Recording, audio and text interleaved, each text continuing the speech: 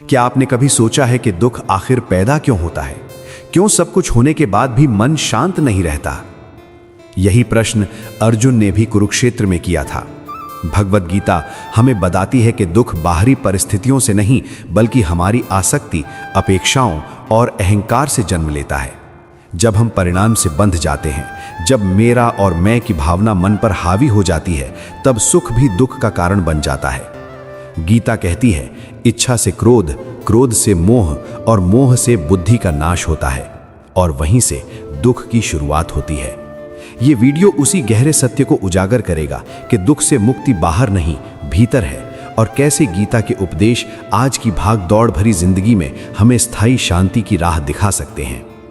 गीता के अनुसार दुख कोई अचानक घटने वाली दुर्घटना नहीं है, बल्कि ये धीरे धीरे हमारे विचारों, आदतों और दृष्टिकोण से जन्म लेता है। मनुष्य जब इस संसार में आता है, तब वो स्वभाव से शुद्ध और सरल होता है, लेकिन समय के साथ वो स्वयं को शरीर, पद, धन, संबंध और सफलता से जोड़ने लगता है। यहीं से दुख की नींव पड़ती है। श्री कृष्ण अर्जुन से कहते हैं कि आत्मा अजर अमर है, ना उसका जन्म होता है और ना मृत्यु। फिर भी मनुष्य स्वयं को नश्वर शरीर मानकर भय, शोक और पीड़ा में डूबा रहता है। जब कोई प्रिय वस्तु छिन जाती है, जब अपेक्षा पूरी नहीं होती, या जब परिस्थितियां हमारे नियंत्रण से बाहर चली जाती हैं, तब मन दुख से भर जाता है।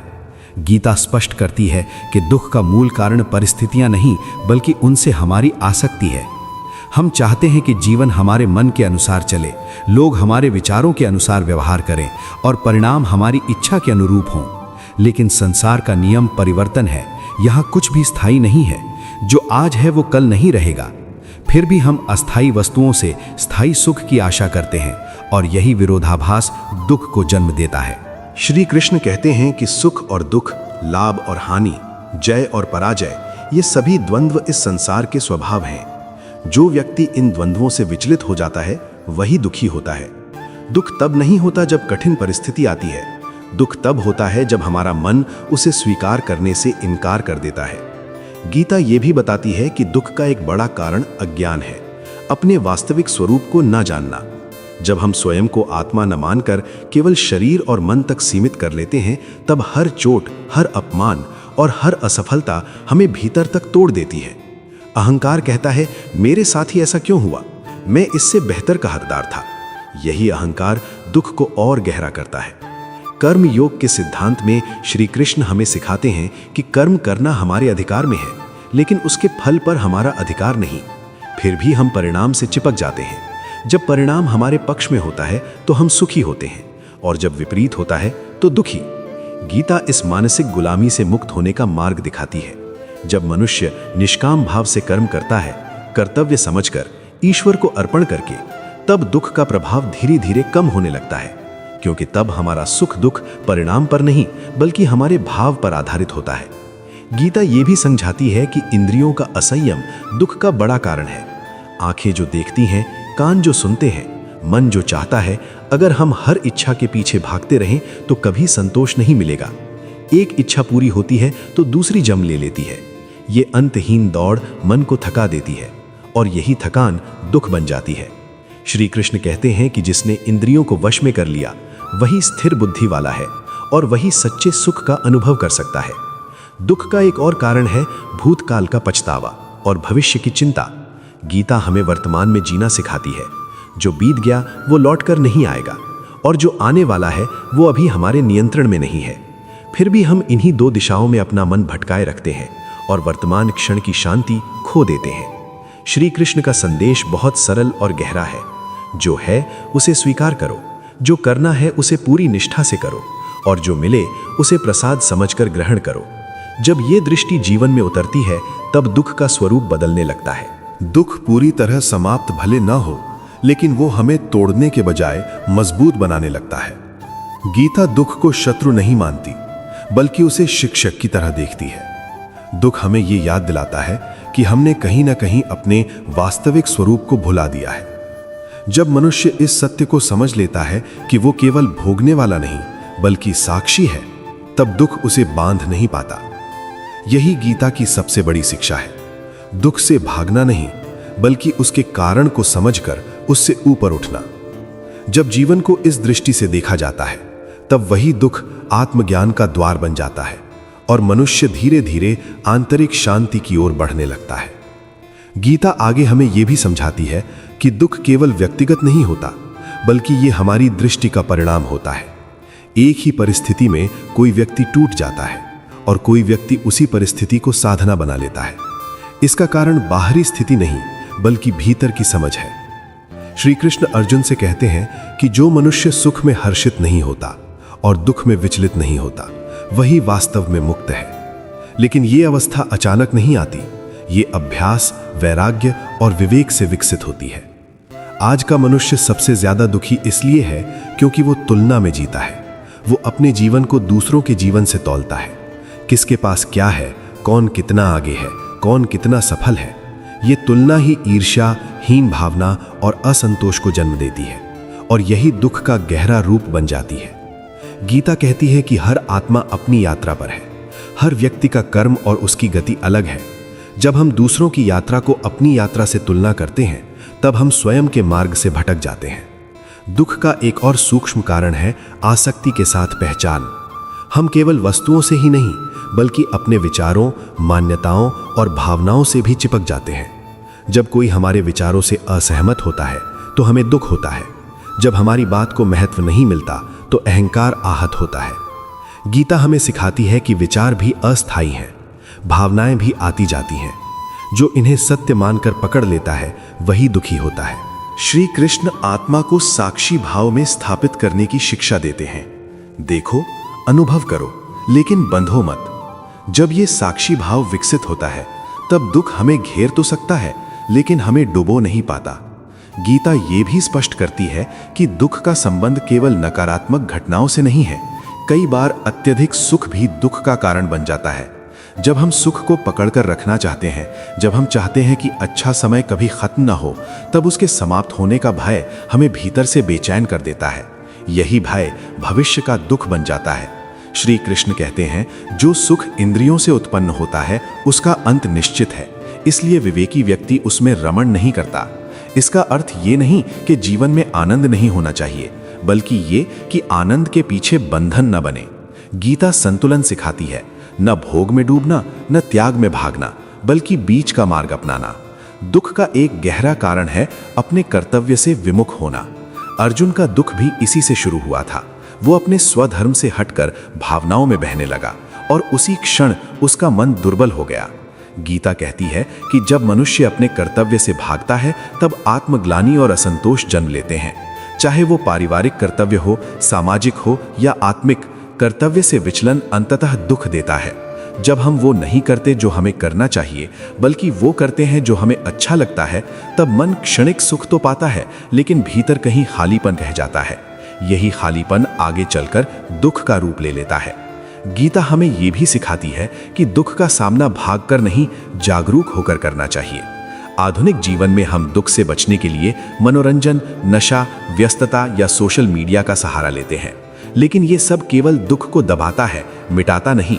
दबा हुआ दुख समय के साथ और गहरा हो जाता है। श्री कृष्ण का मार्ग इसके विपरीत है।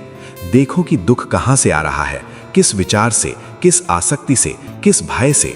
जैसे ही हम कारण को पहचान लेते हैं, दुख की शक्ति कम होने लगती है।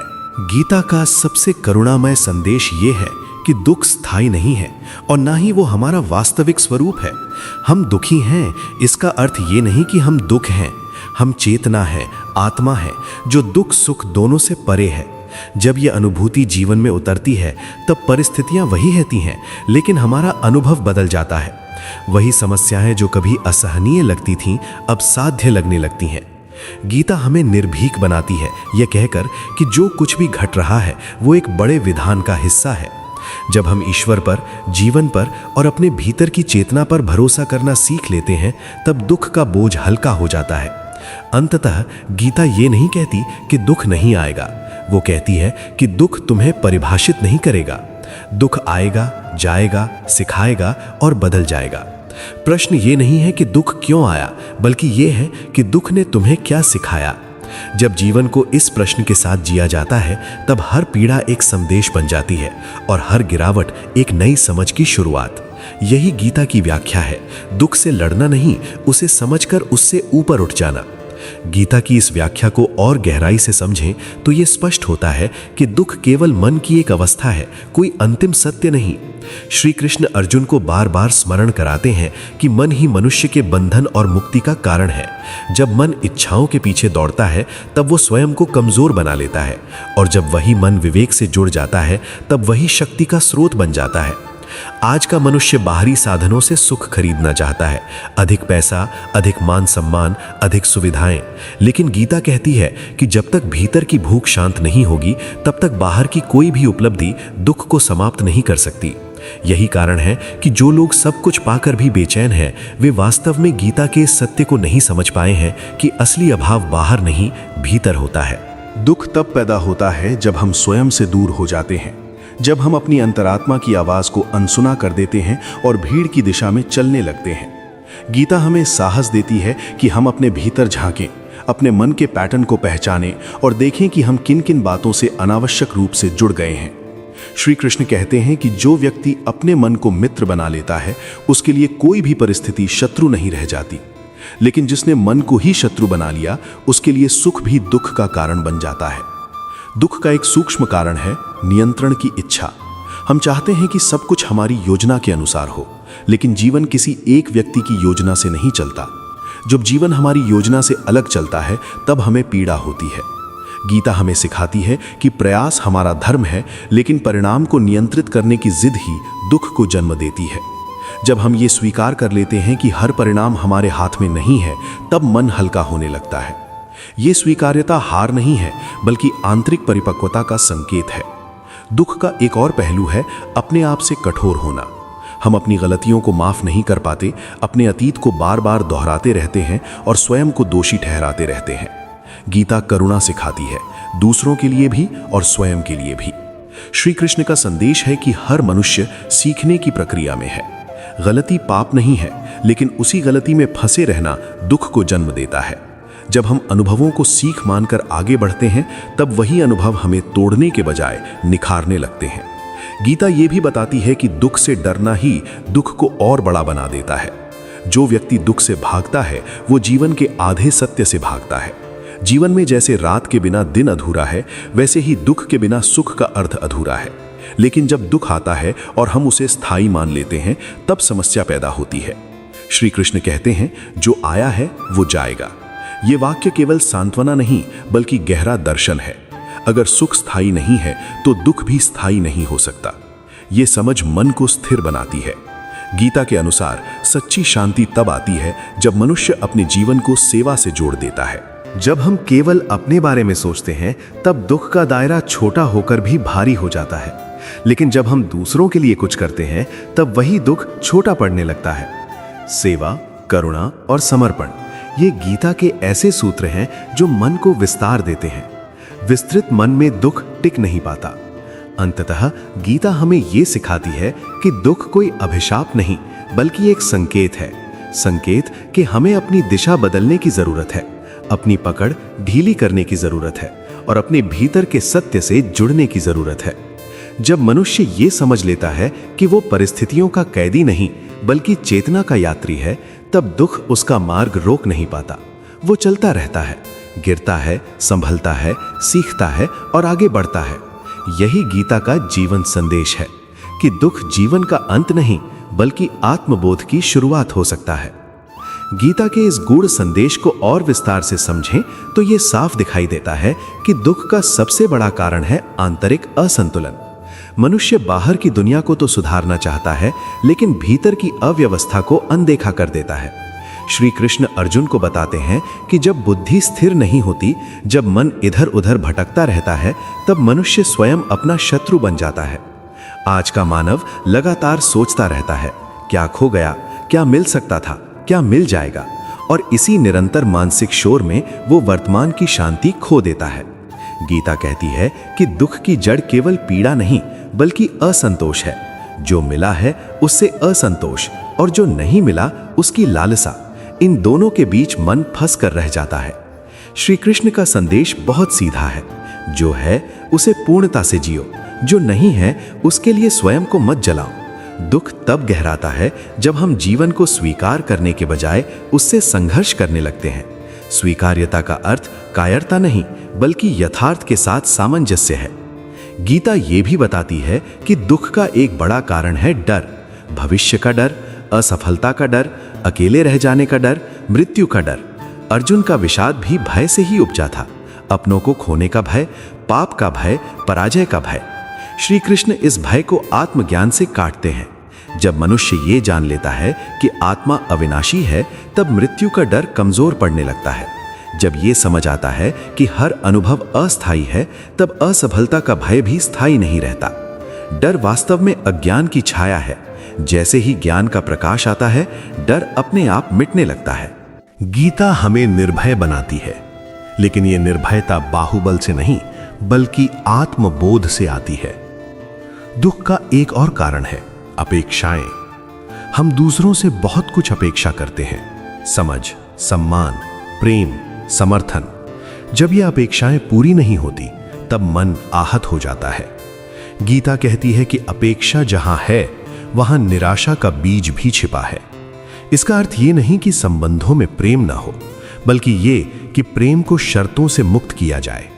जब हम बिना अपेक्षा के देते हैं, तब मन हल्का रहता है। अपेक्षा रहित कर्म ही निष्काम कर्म है, और वही दुख से मुक्ति का मार्ग है। श्री कृष्ण कर्मयोग के माध्यम से हमें सिखाते हैं कि कर्म करो, पूरी ईमानदारी से करो, लेकिन फल को अपने अहंकार का विस्तार मत बनाओ। दुख तब पैदा होता है जब हम फल को अपनी पहचान से जोड़ लेते हैं। सफलता मिली तो मैं कुछ हूं, असफलता मिली तो मैं कुछ नहीं। यही सोच दुख को जन्म देती है। गीता इस सोच को तोड़ती है और कहती है कि तुम परिणाम नहीं हो, तुम प्रयास हो। तुम वो चेतना हो जो कर्म कर रही है, फल तो परिस्थितियों का योग है। दुख का एक गहरा आयाम है अकेलापन। भीड़ में रहते हुए भी मनुष्य स्वयं को अकेला महसूस करता है, क्योंकि वो स्वयं से जुड़ा नहीं होता। गीता कहती है कि जो आत्मा से जुड़ गया, वो कभी अकेला नहीं हो सकता। जब मनुष्य ईश्वर को केवल मंदिर या ग्रंथ में नहीं, बल्कि अपने भीतर अनुभव करने लगता है, तब भीतर एक सहारा पैदा होता है। ये सहारा किसी बाहरी व्यक्ति पर निर्भर नहीं होता, और इसलिए टूटता भी नहीं। दुख का एक कारण यह भी है कि हम जीवन को केवल भोग का साधन मान लेते हैं। जब जीवन केवल पाने और उपभोग करने तक सीमित हो जाता है, तब हर कमी पीड़ा बन जाती है। गीता जीवन को यज्ञ की तरह देखने की दृष्टि देती है, जहां हर कर्म अर्पण है, हर अनुभव सीख है। इस दृष्टि से देखा जाए तो दुख भी व्यर्थ नहीं लगता, वो भी किसी बड़े उद्देश्य का हिस्सा प्रतीत होता है। श्री कृष्ण कहते हैं कि जो व्यक्ति हर अनुभव को ईश्वर की इच्छा मानकर स्वीकार करता है, वो भीतर से अडिग हो जाता है। इसका अर्थ ये नहीं कि अन्याय को सहन किया जाए, बल्कि ये कि संघर्ष करते हुए भी मन में विषाद न पनपने दिया जाए। गीता का संदेश निष्क्रियता नहीं, बल्कि जागरूक कर्म है। दुख तब आता है जब हम या तो अतीत में फंसे रहते हैं या भविष्य में खोए रहते हैं। वर्तमान से कटना ही वास्तविक दुख है। जब मनुष्य वर्तमान क्षण में पूरी तरह उपस्थित होता है, तब दुख का प्रभाव अपने आप कम होने लगता है। अंत में गीता हमें यह बोध कराती है कि दुख कोई स्थायी सत्य नहीं, बल्कि चेतना की परीक्षा है। ये परीक्षा हमें ये देखने के लिए आती है कि हम परिस्थितियों के दास हैं या अपने विवेक के स्वामी। जब मनुष्य ये चुन लेता है कि वो परिस्थितियों के पार खड़ा होकर जीवन को देखेगा, तब दुख उसका शासक नहीं रह जाता। वो आता है, संकेत देता है और चला जाता है, लेकिन जो रह जाता है वो है समझ, शांति और एक गहरा आत्मविश्वास। यही गीता का अंतिम उपदेश है। दुख से मुक्त होना जीवन से भागकर नहीं, बल्कि जीवन को समझकर संभव है। गीता के समग्र दृष्टिकोण को जीवन में उतारने पर यह स्पष्ट होने लगता है कि दुख वास्तव में हमें रोकने नहीं, बल्कि जगाने आता है। श्री कृष्ण का पूरा उपदेश अर्जुन को यही समझाने के लिए है कि जीवन की कठिनाइयां तुम्हारी कमजोरी नहीं, बल्कि तुम्हारी चेतना को विस्तृत करने का अवसर है। मनुष्य जब भी दुख में होता है, तब वो स्वयं से प्रश्न करता है, मेरे साथ ही क्यों? लेकिन गीता इस प्रश्न की दिशा बदल देती है और कहती है, ये अनुभव मुझे क्या सिखाने आया है। जैसे ही प्रश्न बदलता है, वैसे ही दुख का अर्थ भी बदलने लगता है। दुख तब भारी हो जाता है जब हम उसे अन्याय मान लेते हैं, लेकिन जब हम उसे जीवन की प्रक्रिया का हिस्सा मानते हैं तब वो सहने योग्य ही नहीं बल्कि उपयोगी बन जाता है। गीता ये नहीं कहती कि दुख अच्छा है, वो कहती है कि दुख व्यर्थ नहीं है। हर पीड़ा हमें भीतर की किसी पकड़, किसी भ्रम या किसी असंतुलन की ओर संकेत करती है। अगर हम उस संकेत को समझ लें तो दुख अपना काम पूरा करके स्वयं ही विदा ले लेता है। श्री कृष्ण ये भी स्पष्ट करते हैं कि मनुष्य अक्सर अपने दुख का कारण दूसरों को मान लेता है, कोई व्यक्ति, कोई परिस्थिति, कोई व्यवस्था। लेकिन गीता की दृष्टि भीतर की ओर है। वो कहती है कि बाहर की घटनाएं केवल ट्रिगर हैं, असली दुख तो भीतर पहले से मौजूद होता है। यदि भीतर शांति है तो बाहर की आंधी भी उसे हिला नहीं सकती, और यदि भीतर अशांति है तो छोटी सी बात भी तूफान बन जाती है। यही कारण है कि गीता आत्मसंयम, आत्मनिरीक्षण और आत्मज्ञान पर इतना जोर देती है। दुख का एक और गहरा कारण है अधैर्य। हम चाहते हैं कि हर समस्या तुरंत समाप्त हो जाए, हर प्रश्न का उत्तर तुरंत मिल जाए, हर घाव तुरंत भर जाए। लेकिन जीवन की कुछ प्रक्रियाएं समय मांगती हैं। बीज बोने के बाद फल तुरंत नहीं मिलता। जब हम समय के इस नियम को नहीं समझते तब बेचैनी पैदा होती है, और वही बेचैनी दुख बन जाती है। गीता धैर्य सिखाती है, निष्काम कर्म के साथ धैर्य। श्री कृष्ण कहते हैं कि जो व्यक्ति धैर्यपूर्वक अपने कर्तव्य में स्थित रहता है वो अंततः संतुलन प्राप्त करता है। दुख का एक सूक्ष्म लेकिन शक्तिशाली कारण है पहचान का भ्रम। हम स्वयं को अपने रोल्स से जोड़ लेते हैं। मैं पिता हूं, मैं माता हूं, मैं कर्मचारी हूं, मैं सफल हूं, मैं असफल हूं। जब इन पहचानों में से कोई एक हिलती है तो पूरा अस्तित्व हिलने लगता है। गीता इन सीमित पहचानों से ऊपर उठने का मार्ग दिखाती है। वो कहती है कि तुम इन सब के साक्षी हो, इनसे बंधे नहीं हो। जब ये बोध गहराता है तब जीवन की भूमिकाएं निभाई जाती हैं, लेकिन उनसे चिपकाव नहीं रहता। यही चिपकाव दुख को जन्म देता है। गीता का ज्ञान केवल विचार नहीं बल्कि अभ्यास है। श्री कृष्ण अर्जुन से केवल सुनने के लिए नहीं कहते बल्कि जीने के लिए कहते हैं। अभ्यास के बिना कोई भी ज्ञान मन को स्थिर नहीं कर सकता। इसलिए गीता में ध्यान, संयम, सेवा और समर्पण की बात आती है। ध्यान मन को शांत करता है, संयम इंद्रियों को संतुलित करता है, सेवा अहंकार को पिघलाती है और समर्पण भय को मिटाता है। जब ये चारों जीवन में उतरते हैं तब दुख का प्रभाव स्वतः कम होने लगता है।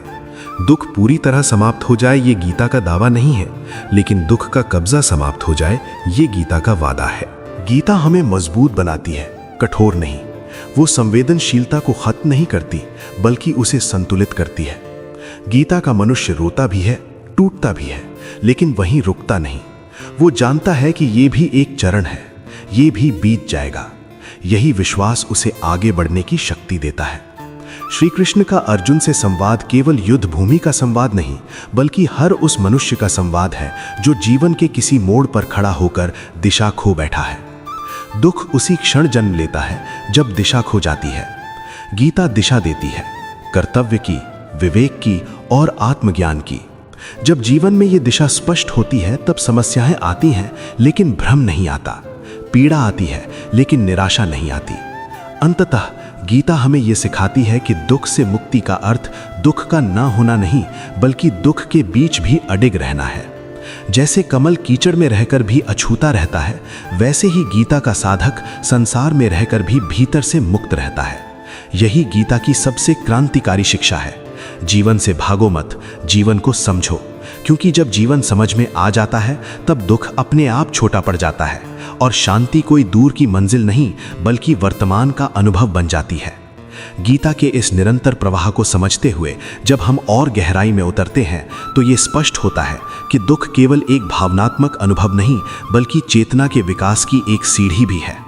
श्री कृष्ण जिस स्तर का ज्ञान अर्जुन को देते हैं वो केवल युद्ध की परिस्थिति के लिए नहीं बल्कि हर युग के मनुष्य के लिए है। मनुष्य जब सुख में होता है तब वो अक्सर आत्मचिंतन नहीं करता, वो बहाव में जीता है। लेकिन दुख उसे रोकता है, ठहराता है और भीतर देखने को विवश करता है। इसीलिए गीता दुख को नकारती नहीं बल्कि उसे सही दृष्टि से देखने का आग्रह करती है। दुख तब विनाशकारी बनता है जब हम उसे अपना शत्रु मान लेते हैं, लेकिन जब हम उसे संदेशवाहक की तरह देखते हैं तब वही दुख हमें नई समझ दे जाता है। श्री कृष्ण कहते हैं कि जो व्यक्ति जीवन को केवल अपनी सुविधा और अपेक्षाओं के अनुसार ढालना चाहता है वही सबसे अधिक दुखी होता है। जीवन की अपनी गति है, अपना विधान है, जब हम उस विधान के साथ तालमेल बिठा लेते हैं तब भीतर एक सहजता पैदा होती है। गीता का ज्ञान हमें कठोर यथार्थवादी नहीं बनाता, बल्कि हमें भीतर से लचीला बनाता है। दुख का एक बड़ा कारण है प्रतिरोध। हम जो घट रहा है उसका विरोध करते हैं। ऐसा नहीं होना चाहिए था। ये वाक्य दुख की जड़ है। गीता सिखाती है कि जो हो रहा है उसे पहले स्वीकार करो, फिर जो बदलना संभव है उसे विवेक से बदलो। बिना स्वीकार्यता के किया गया संघर्ष हमें थका देता है और वही थकान दुख बन जाती है। स्वीकार्यता से किया गया कर्म हमें सशक्त बनाता है। दुख का एक और गहरा पहलू है अर्थहीनता का अनुभव। जब मनुष्य को लगता है कि उसका जीवन व्यर्थ है, उसके प्रयासों का कोई अर्थ नहीं, तब वो भीतर से टूटने लगता है। गीता जीवन को अर्थ देती है, कर्तव्य के माध्यम से, सेवा के माध्यम से और आत्मविकास के माध्यम से। श्री कृष्ण कहते हैं कि कोई भी कर्म छोटा नहीं होता अगर वो सही भाव से किया जाए। जब जीवन का हर कार्य साधना बन जाता है तब दुख को टिकने की जगह नहीं मिलती। दुख अक्सर तब पैदा होता है जब हम जीवन को केवल परिणामों से आंकते हैं। अगर परिणाम अच्छे हैं तो जीवन अच्छा है, अगर परिणाम खराब हैं तो जीवन बेकार है। गीता इस दृष्टि को बदलती है और कहती है कि जीवन का मूल्यांकन चेतना की गुणवत्ता से होना चाहिए, ना कि केवल घटनाओं से।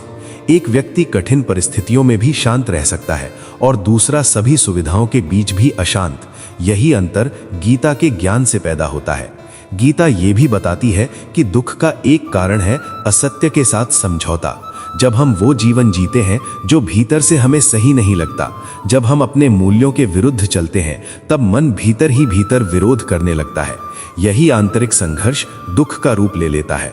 श्री कृष्ण अर्जुन को इसलिए युद्ध के लिए प्रेरित करते हैं क्योंकि अर्जुन का सत्य वही था। अपने सत्य से भागना शांति नहीं देता, बल्कि और बड़ा दुख पैदा करता है। गीता साहस देती है, अपने सत्य पर खड़े होने का साहस। ये साहस बाहरी नहीं बल्कि आंतरिक होता है। दुख का एक और सूक्ष्म कारण है अति चिंतन। मन लगातार सोचता रहता है, कल्पनाएं करता है, संभावनाएं गढ़ता है। इनमें से अधिकतर नकारात्मक होती है। गीता मन को अनुशासित करने की शिक्षा देती है। ध्यान और योग के माध्यम से मन को वर्तमान में लाना सिखाती है। जब मन वर्तमान में होता है तब दुख का बोझ स्वतः हल्का हो जाता है। भविष्य की चिंता और अतीत का बोझ, ये दोनों दुख के मुख्य स्रोत हैं। वर्तमान में स्थिर मन को इन दोनों से मुक्ति मिल जाती है। श्री कृष्ण कहते हैं कि जो व्यक्ति अभ्यास और वैराग्य से मन को वश में करता है वही सच्चा योगी है। दुख का एक बड़ा भ्रम यह है कि वो हमें अकेला कर देता है, लेकिन गीता बताती है कि दुख के क्षण में ही ईश्वर सबसे अधिक निकट होता है। जब अहंकार टूटता है, जब बाहरी सहारे छूटते हैं, तब भीतर की चेतना प्रकट होती है। यही कारण है कि कई संतों और महापुरुषों का जागरण गहरे दुख के क्षणों में हुआ। दुख ने उन्हें तोड़ा नहीं बल्कि खोल दिया। गीता इस संभावना को हर मनुष्य के लिए खुला रखती है। अंततः गीता हमें यह सिखाती है कि जीवन का उद्देश्य दुख से बचना नहीं बल्कि दुख के पार जाना है। जो व्यक्ति केवल सुख की तलाश में जीता है वो हर दुख से डरता है, लेकिन जो व्यक्ति सत्य, कर्तव्य और आत्मज्ञान की तलाश में जीता है उसके लिए दुख भी मार्ग का एक हिस्सा बन जाता है। श्री कृष्ण का उपदेश हमें निर्भय बनाता है, ये कहकर कि तुम इस यात्रा में अकेले नहीं हो। जीवन तुम्हें तोड़ने नहीं, तराशने आया है। हर अनुभव, चाहे वो सुख हो या दुख, तुम्हें तुम्हारे वास्तविक स्वरूप की ओर ले जाने के लिए है। जब ये दृष्टि जीवन में उतर जाती है तब दुख अपनी शक्ति खो देता है। वो आता है, ठहरता है और चला जाता है, लेकिन भीतर जो शांति जन्म लेती है वो स्थायी हो जाती है। यही गीता का अमर संदेश है। दुख जीवन की बाधा नहीं बल्कि आत्मबोध की भूमिका है। अंत में गीता हमें यही स्मरण कराती है कि दुख कोई शाप नहीं बल्कि एक संकेत है। संकेत कि हमें अपने भीतर झांकने, अपनी आसक्तियों को पहचानने और अपने दृष्टिकोण को बदलने की आवश्यकता है। जब हम गीता के इस ज्ञान को जीवन में उतारते हैं तब परिस्थितियां भले न बदलें, लेकिन हमारा मन अवश्य बदल जाता है और वहीं से शांति की शुरुआत होती है। अगर ये विचार आपको भीतर तक छू गया हो, अगर आपने अपने जीवन से इसका कोई संबंध महसूस किया हो, तो इस वीडियो को लाइक जरूर करें ताकि ये संदेश और लोगों तक पहुंच सके। इसे शेयर करें अपने उन अपनों के साथ जो जीवन में किसी न किसी दुख से जूझ रहे हैं। और ऐसे ही गीता, बुद्ध और जीवन के गहरे सत्यों पर आधारित वीडियो के लिए चैनल को सब्सक्राइब करना न भूलें। याद रखिए, दुख स्थायी नहीं है, लेकिन सही समझ स्थायी शांति दे सकती है। मिलते हैं अगले वीडियो में एक नए सत्य के साथ।